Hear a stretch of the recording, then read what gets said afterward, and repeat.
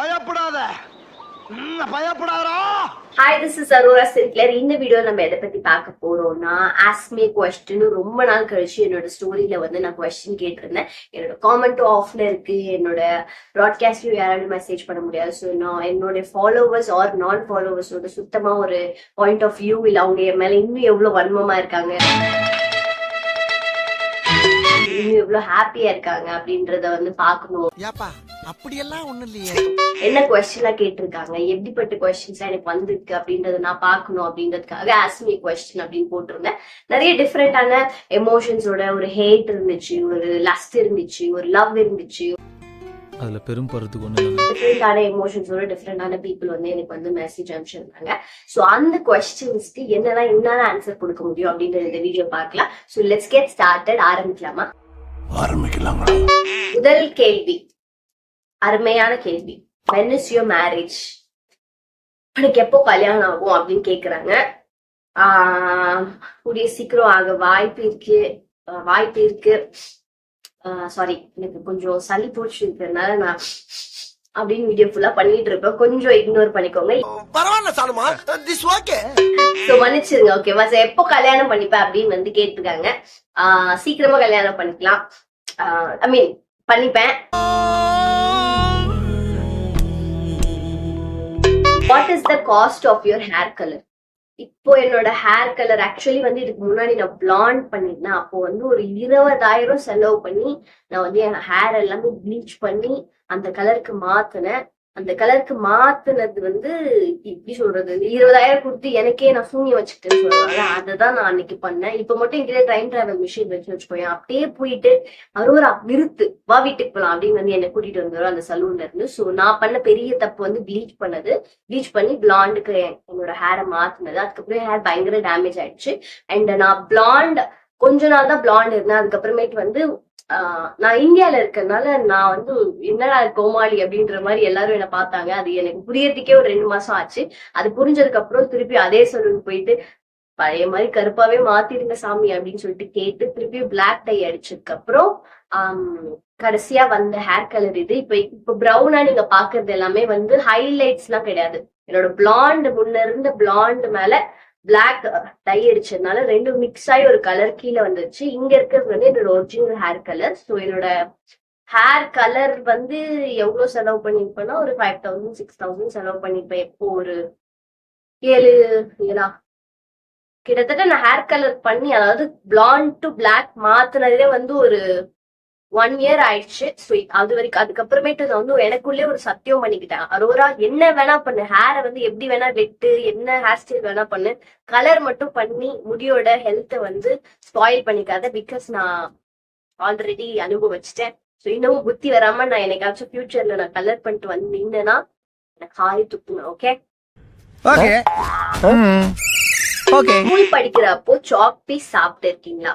Chalk piece தொட்டாவே அது வந்து கையில ஒட்டும். எனக்கு சாக் பீஸ் சுத்தமா பிடிக்காது. ஆக்சுவலி வந்து ஸ்கூல் படிக்கும் போது வந்து போர்ட் லீடர், கபோர்ட் லீடர், அப்புறமேட்டு வந்து ஹைஜீன் லீடர், அந்த மாதிரி ஒவ்வொரு லீடர் கொடுப்பாங்க. எனக்கு பிடிக்காத லீடர்ஷிப் வந்து போர்ட் லீடர். போர்ட் லீடரோட வேலை என்னன்னா போர்டு வந்து கிளீனா வச்சுக்கணும், டெக்கரேஷன் பண்ணணும், டே சேஞ்ச் பண்ணணும், டைரி எழுதி போடணும், அதுக்கப்புறமேட்டு வந்து டஸ்டர், அந்த சாக் பீஸ் இது எல்லாத்தோட பொறுப்பா அவங்களுக்கு ஒரு வேலை இருக்கும். அந்த போர்ட் லீடர் வேலையே எனக்கு சுத்தமா பிடிக்காது. பிகாஸ் ஒரு மாதிரி அழுக்கா இருக்கும், நம்ம கையெல்லாம் வந்து அப்படியே பிசுன்னு இருக்கும். அப்புறம் முடி எல்லாமே வந்து ஒயிட்டா அந்த அழைச்சா ஹேர் ஃபால் ஆகும்ல, ஹேர்ல வந்து அந்த சாக் பீஸ் பவுடர் ஃபால் ஆகும்ல. ஸோ எனக்கு சாக் பீஸ் வந்து சுத்தமா பிடிக்காது. ஆனா எனக்கு பல்பம் ரொம்ப பிடிக்கும்.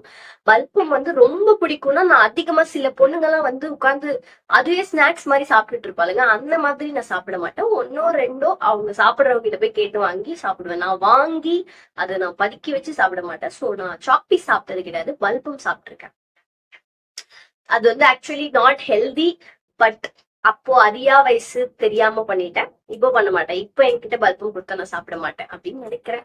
கொடுக்கற வரைக்கும் தெரியாது.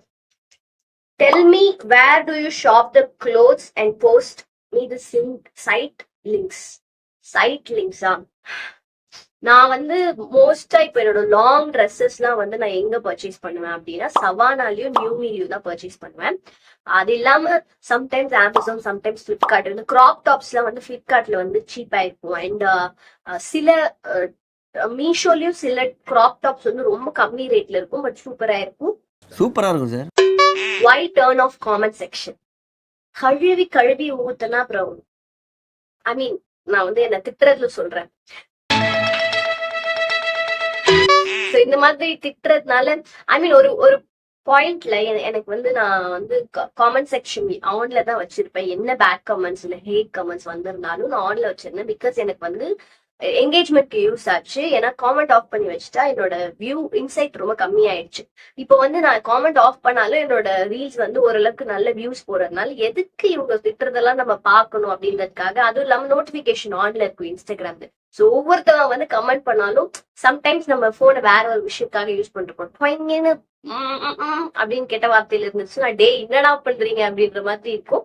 சோ அது வந்து என்னோட டே டு டே லைஃப் வந்து அஃபெக்ட் பண்ணக்கூடாது. நான் போன் யூஸ் பண்ணும் போது எந்த நோட்டிபிகேஷனும் வரக்கூடாது. அது இல்லாம நான் இன்ஸ்டாகிராமுக்கு நானே ஏதோ ஒரு சந்தோஷமான மூட்ல போவேன். என்னை வந்து அப்படியே சைலண்டா உட்கார வச்சிருவானுங்க. சோ கமெண்ட் வந்து இதனாலதான் ஆஃப் பண்ணிருக்கேன். இன்கேஸ் என்கேஜ்மெண்ட் கம்மியா போச்சுன்னா கமெண்ட் ஆன் பண்ணி விட்டுற வேண்டியது. அட வெக்கம் கட்டுவீங்களா? இதுக்கு எதுக்குடா வெள்ளையங்கிலி மாதிரி? Would you go vegan if you saw what happens inside farm and slaughterhouses?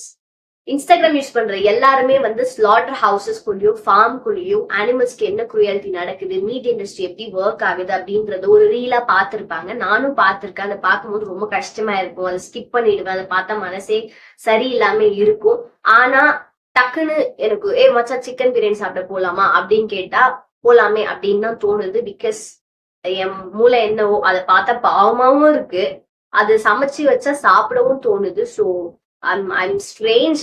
நான் 3 வயசுல இருந்து சிக்கன் மட்டன் சாப்பிட்டு வளர்ந்துட்டு இருந்ததுனால எனக்கு வந்து அதை வந்து என் லைஃப்ல if I have to choose death are giving up meet அப்படின்னா நான் வந்து செத்தே போயிட்டேன். ஸோ அதுதான் அந்த மாதிரி ஐம் ஒரு மீட் பிரியர். அதனால சாரி.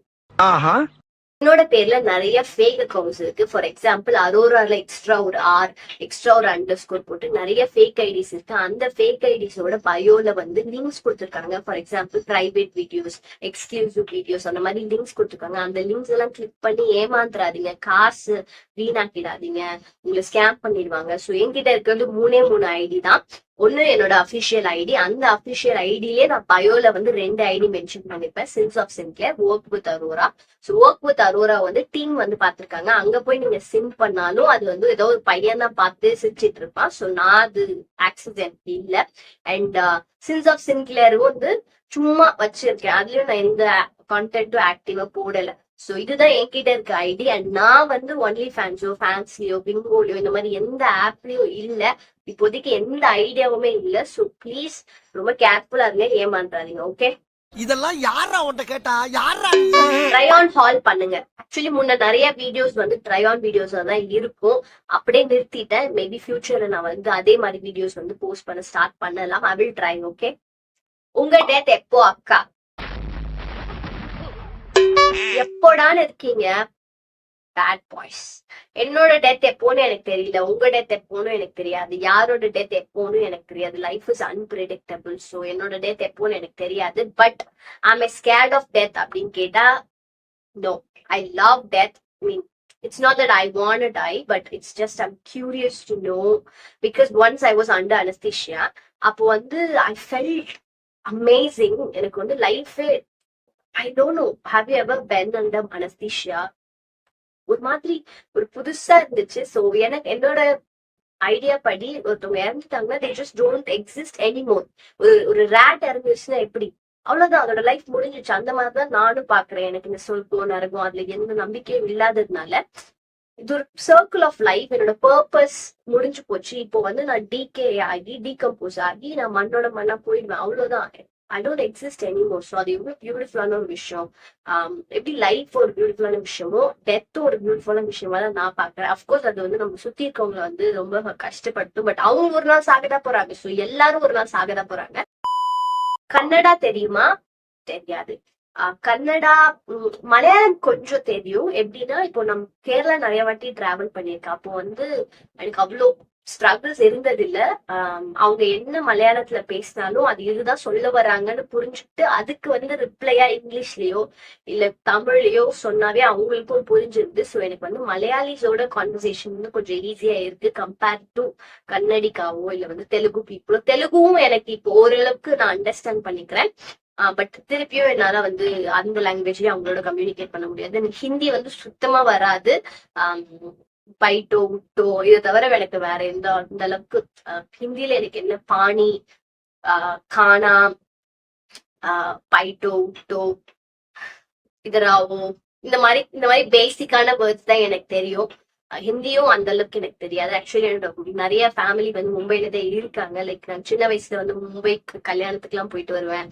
அங்க அப்பயும் எனக்கு ரூட்ஸ் என்ன ரூட்ஸ்னே மறந்து அந்த லாங்குவேஜே தெரியாம போயிருச்சு. ஸோ எஸ், आज का मेरा है कल का तेरा है साइड डिश ना पकड़ा है ये है लाइफ है step on career and clueless. என்ன பண்றது எப்படி பண்றது, what I'm capable of doing, எந்த வேலை எனக்கு கரெக்டா இருக்கும், எனக்கு எந்த ஐடியாவும் கிடையாது. நானும் என் பார்ட்னரும் உட்காந்து பேசி எது பண்ணா கரெக்டா இருக்கும், இந்தியால ஒர்க் பண்ணலாமா ஜெர்மனில வேலை தேடலாமா, எது கரெக்டா இருக்கும், எது ஃபேமிலிக்கு செட் ஆகும் அப்படின்னு பேசி தான் டிசைட் பண்ணும். ஸோ எனக்கு எந்த ஐடியாவும் கிடையாது. Okay, correct. உங்களை கல்யாணம் பண்ணிக்க என்ன கண்டிஷன்லாம் இருக்கு? நிறைய பேருக்கு நிறைய கண்டிஷன்ஸ் இருக்கும். எனக்கும் சில கண்டிஷன்ஸ் இருக்கு. அந்த ஒண்ணு வந்து நானே வந்து கொஞ்சம் ஸ்டூபிடா கொஞ்சம் யாரோரா ஒரு மண்டை இப்படி எல்லாம் யோசிக்குது அப்படின்னு தோணுற ஒரு கண்டிஷன் என்னன்னா, I want him to promise me கல்யாணத்துக்கு அப்புறமும் இதே மாதிரி ஃபிட்டா ஹெல்தியான லைஃப் ஸ்டைல் லீட் பண்ணணும்னு ஒரு ப்ராமிஸ் பண்ணணும். Because I don't want him to get fat. ஒரு ஹெல்த் ப்ராப்ளம், ஒரு ஆக்சிடென்ட் ஆயிடுச்சு, ஒர்க் அவுட் பண்ண முடியல, அதனால உடம்பு போட்டுருச்சுன்னா ஓகே. பட் கல்யாணம் ஆயிடுச்சு இனிமே என்ன அப்படின்ற ஒரு மைண்ட் செட்ல இல்ல வாட் எவர் மைண்ட் செட்ல ஜிம்முக்கு போகாம ஹெல்த் மேல எந்த கான்சியஸும் இல்லாம கண்டதை தின்னு ரொம்ப அன்ஹெல்தியான லைஃபை லீட் பண்ணி அன்ஹெல்தி வெயிட் போடக்கூடாது. So I want him to stay fit after marriage. So கல்யாணம் ஆயிடுச்சுன்றதுக்காக என்ன வேல்யூ பண்ணாம இனிமே எவ்வளவு குண்டானாலும் பரவாயில்ல, எனக்கு தான் கல்யாணம் ஆயிடுச்சு அப்படின்னு இல்லாம இப்பவும் I put effort look good இந்த ரிலேஷன்ஷிப்னு இருக்கணும். ஸோ இந்த ப்ராமிஸ் தான் நானும் யாரும் போட்டுக்கிட்டோம். நீயும் குண்டாக கூடாது, நானும் குண்டாக மாட்டேன். சோ இதுதான் ப்ராமிஸ் அப்படின்ற மாதிரி இருந்துச்சு. நெக்ஸ்ட் வீடியோட எண்டுக்கு வந்தாச்சு. வீடியோ ஸ்டார்ட் பண்ணும்போது சன்லைட் எம்எல் அடிக்கல. இப்போ சன்லைட் பயங்கரமா அடிக்குது. ஸோ கலர் எல்லாம் சேஞ்ச் ஆயிருக்கும், குவாலிட்டி சேஞ்ச் ஆயிருக்கும். I'm really sorry for that. And வந்து எனக்கு பயங்கர சளி பிடிச்சிருக்கனால நான் இந்த வீடியோ ஃபுல்லா அப்படின்னு இழுத்து பேசியிருப்பேன். அதையும் மன்னிச்சிருங்க. அண்ட் வீடியோ உங்களுக்கு பிடிச்சிருக்கும்னு நினைக்கிறேன். Please do subscribe my YouTube channel, follow my Instagram page, like, share and comment.